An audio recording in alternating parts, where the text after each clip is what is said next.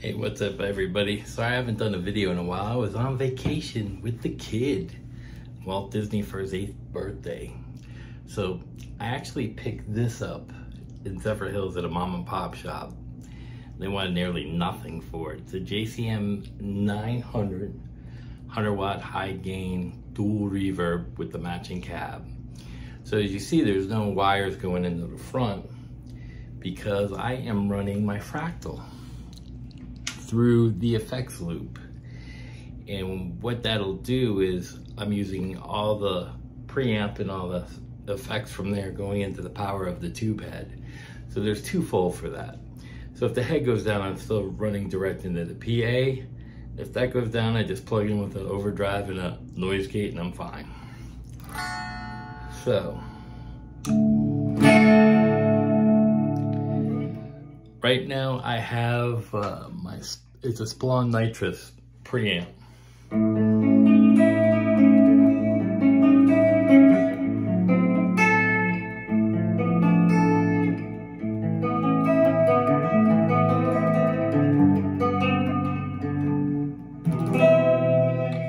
So you see it's lush cleans when you do it like that. And I was never like fond of the Marshall overdrives anyway, so for me it's nothing. But this is with the cab off, so I'm running just it. The only thing going through there are the effects and the preamp.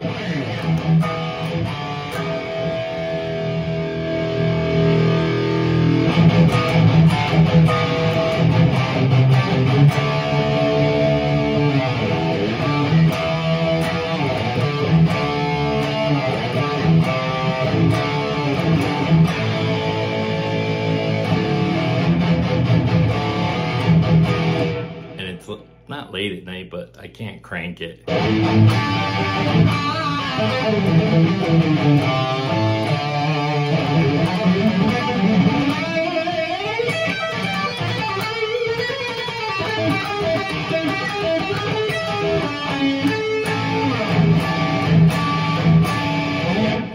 got great tone, and the cool thing about the fractal, when you run it, you can get that bedroom volume out of there. Now the fractal's barely on, so I got the amp gain. The amp volume is up a little high, so if I turn it back down, I can control the volume here too. Now that's over halfway on the master of the fractal. And you can see I just barely touched that and it'll push the shit out of it.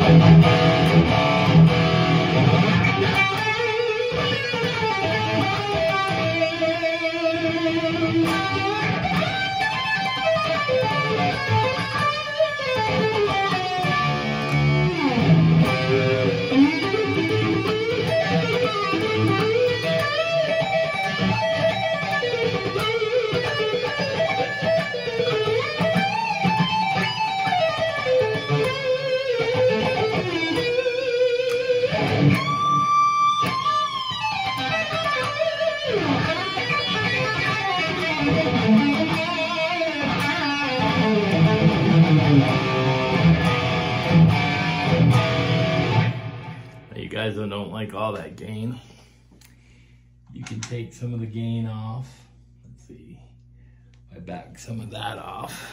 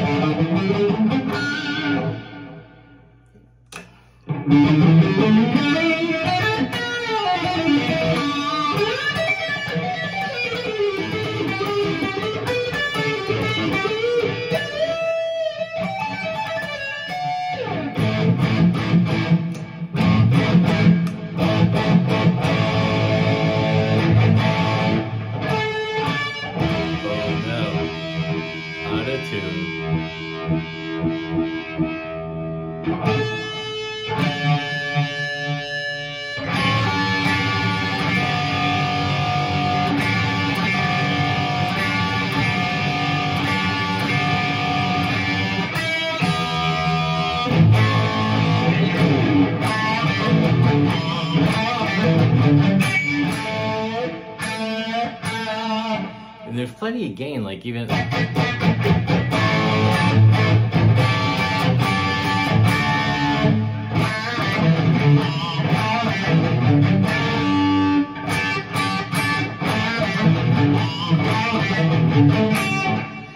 So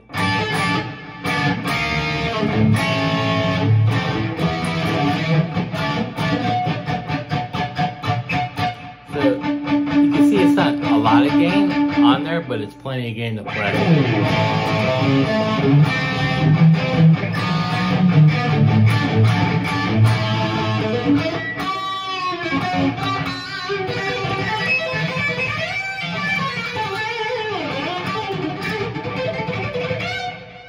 So it's plenty of gain to play leads.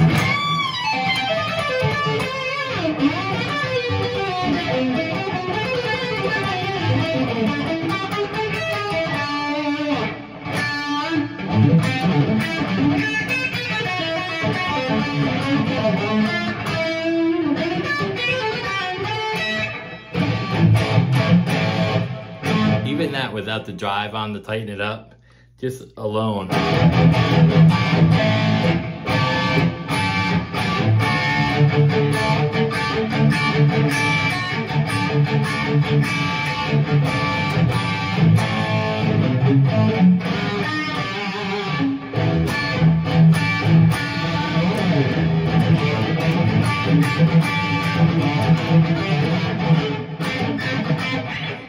More than sufficient gain, and to me, let's hear a little louder.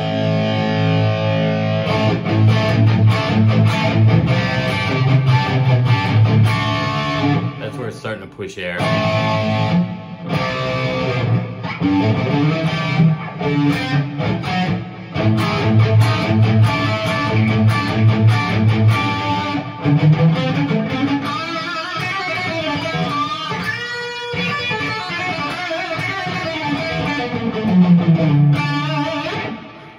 So as you can see, plenty of gain, and that sounds amazing. How these amps got bad raps, and I know some of like the MA50 series, and the MA series, I should say, got bad raps. But you have to remember, a lot of Marshalls got bad raps because of the previous models. Like they had the JMPs and then the 800s. The 800s got bad raps. Then after the 800s, the 900s, those got bad raps. And then after those came the MA, and then everyone started talking about how good the 900s were because of the MAs. No one liked those. And then the MA was replaced by the DSL, which is actually MA head, just revisited with different packaging and a different front look. But basically, it's essentially the same amp. And I had an MA. That was a great amp too. You know, you could get all the Marshall tones, and you can hear the Marshall tones. Like that's like a Guns N' Roses kind of. If I take off some of the delay.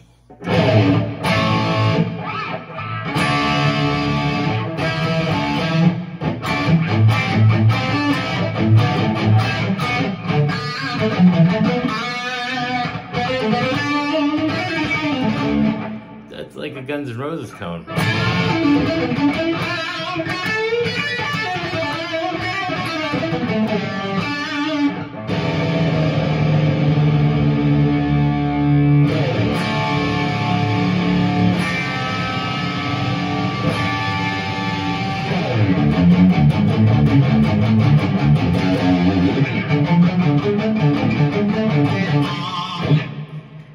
I mean, that's great tone.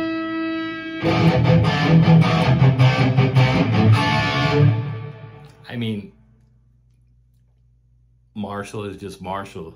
So that's kind of my review of it. And that's, again, me running the fractal out into the effects loop, return, and using the so here's the thing. I'm using a modeler for the preamp. The preamp has twos, but the preamp doesn't really push the actual power section. The power section is where you get that breakup. And I know these got bad raps because of the diode clip, but you can hear that's not the case in here.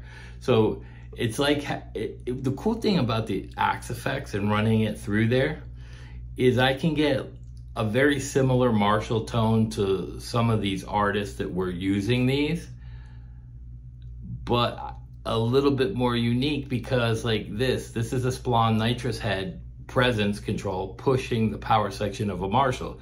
you're creating hybrid amps that are actually, and with 2 power, they can actually sound a little different with a little bit better flair, or a little different flair than actually sounding like Slash or another artist. A lot of tones in your hands, I know that. It just, I'm telling you, to run it this way is one of the best ways.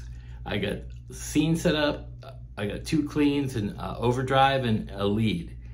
I don't have to tap dance on pedals and channel switch. I just don't. It's all right there. And then if I go into the lead, the